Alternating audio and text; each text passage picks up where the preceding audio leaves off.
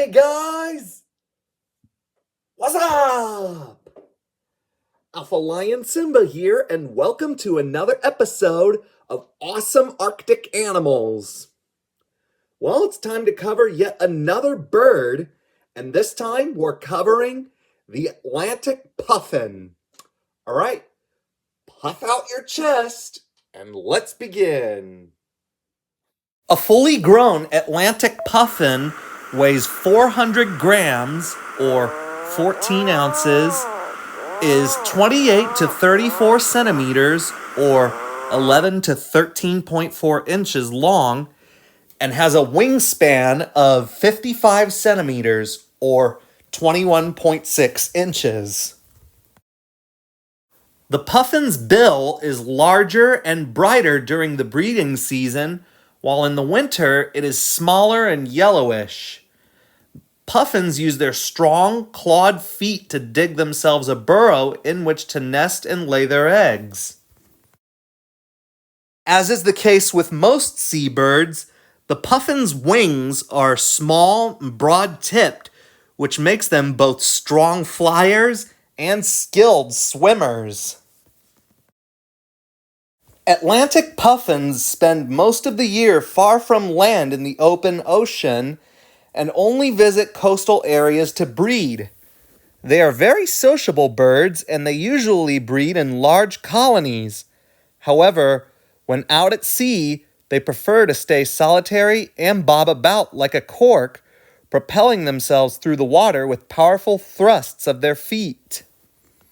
When fishing, puffins swim underwater using their wings as paddles to fly through the water and their feet as a rudder. They can swim very fast and can reach considerable depths and stay submerged for up to a minute. They fish by sight and can swallow small fish while submerged. However, larger specimens are brought to the surface. In spring, mature birds return to land, usually to the colony where they hatched. Each large puffin colony is divided into sub-colonies by physical boundaries, such as stands of bracken or gorse. The colony is most active in the evening, with birds standing outside their burrows, resting on the turf, or strolling around. Then, the slopes empty for the night as puffins fly out to sea to roost, often choosing to do so at fishing grounds. Puffins are carnivores. They mainly eat small fish, although they'll occasionally eat things like shrimp, other crustaceans, and mollusks, especially in more coastal waters. Like many seabirds, Atlantic puffins mate for life. The male spends more time guarding and maintaining the nest, while the female is more involved in incubation and feeding the chick. Upon returning to breeding grounds, they soon start digging burrows on grassy cliff tops, or they may reuse existing holes, and on occasion may nest in crevices and among rocks and scree. Another way that they restore their bonds is by a behavior known as billing. The pair approaches each other, each wagging their heads from side to side, then rattling their beaks together.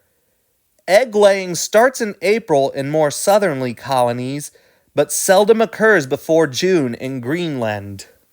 Atlantic puffins only lay one egg per brood, which hatches after an incubation period of 39 to 45 days. The chick is covered in fluffy black down, and its eyes are open, and it can stand as soon as it is hatched. The chick sleeps most of the time and moves around the burrow, rearranging nesting material. It picks up and drops small stones, flaps its immature wings, and pulls at protruding root ends. The chick takes from 34 to 50 days to fledge and usually leaves the nest for the first time at night when the risk of predation is at its lowest. Atlantic puffins reach maturity at about 4 to 5 years old, and they typically live to be about 20 years old.